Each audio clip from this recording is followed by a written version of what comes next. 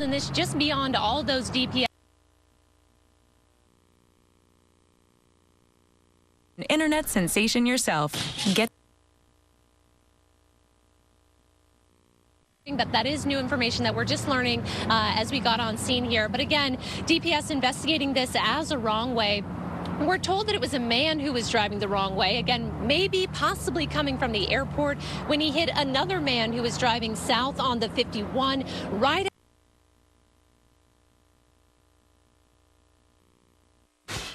Hi, I'm Mark Breyer. And I'm Alexis Breyer. We're the husband and wife law team. Here.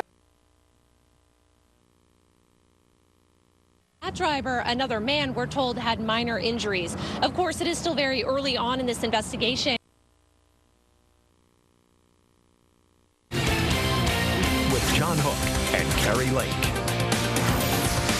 A man is arrested in connection to a disturbing incident that happened in a parking lot near A Mountain in Tempe. Police say Aaron Williams told the woman that she had nice shoes on. They were high heels, and then he went on to ask her something very disturbing, if she would step on his genitals with the shoes. Police say Williamson laid down in the parking lot, exposed himself, grabbed the woman.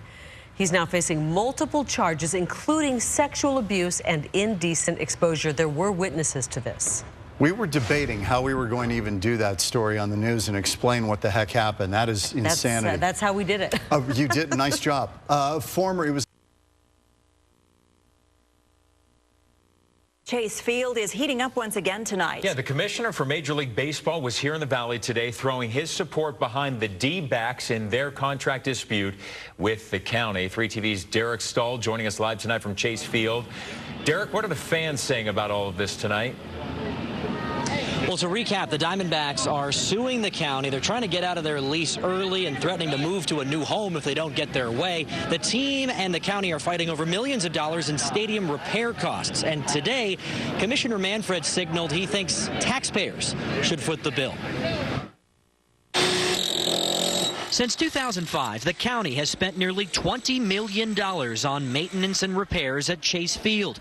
But Commissioner Rob Manfred says that's not enough. For this particular facility to remain a major league quality stadium, there are substantial capital expenditures that need to be made.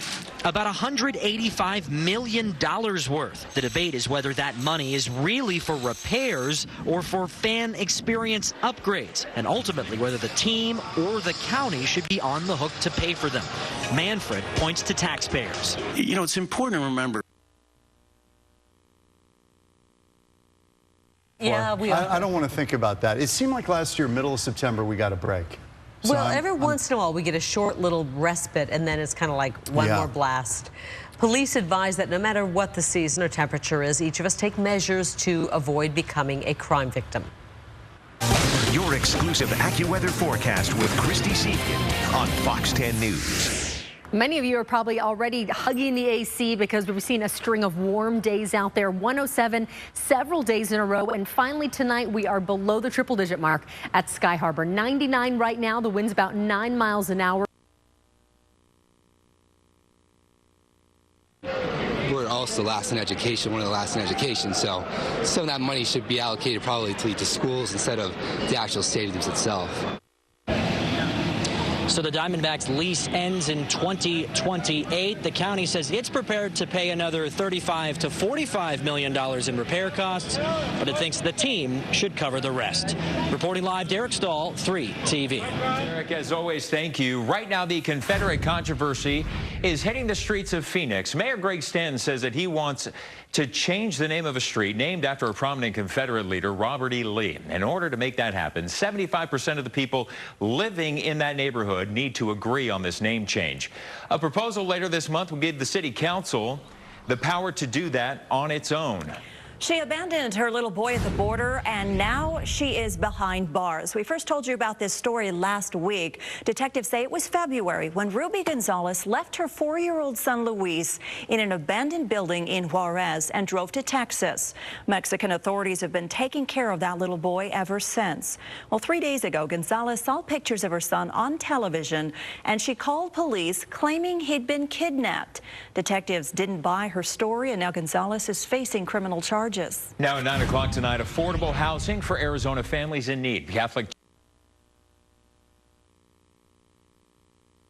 an hour, and then to the southeast where we continue to see plenty of rainfall out there. Very sticky, humid conditions. Florida seeing anywhere between 2 and 5 additional inches of rain this after several days of rainfall through that section of the country. Arizona tonight will be pretty calm overnight. You may see a few high passing clouds out there, but otherwise we'll see beautiful temps in places like Prescott, 60 overnight, looking at 74 for Gila Bend. Window Rock, you'll cool down to about 50, winds low about 60 degrees. Same story for St. John's, and then Payson in the mid 60s. Tomorrow, temperatures once again similar to today. It's like a repeat performance of these slightly above average temps. We'll see 102 Yuma, 106 for Lake Havasu, upper 90s Kingman, about 100 for Safford, 96 for Winslow, and then for tonight into tomorrow.